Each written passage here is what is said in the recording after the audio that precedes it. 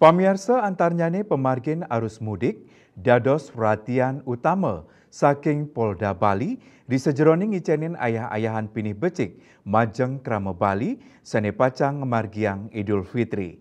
Punika mawinan Kapolda Bali Irjen Polisi Daniel Aditya Jaya nureksain pos pelayanan lebaran miwah arus mudik ring terminal tipe A Mengui Kabupaten Badung.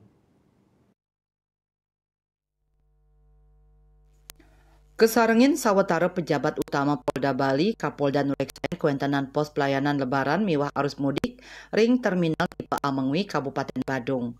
Raho ring pos pelayanan Kapolda raris kesangre oleh Kapolres Badung AKBP M Arif Batubara miwah personel gabungan Sekadi Polri, TNI, Disub, Satpol PP, Pemadam Kebakaran, Dinas Kesehatan, Jasa Raharja, Sahet Taler, Senkom.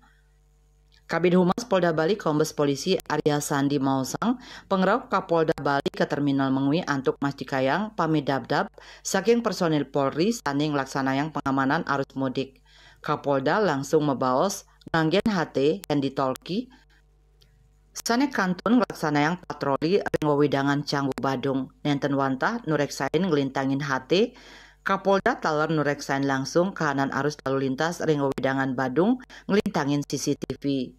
Anutin seselah ring CCTV arus lalu lintas ring Badung ritat kalau mudik kauningin kantun aman tur antar pemarginnya nih.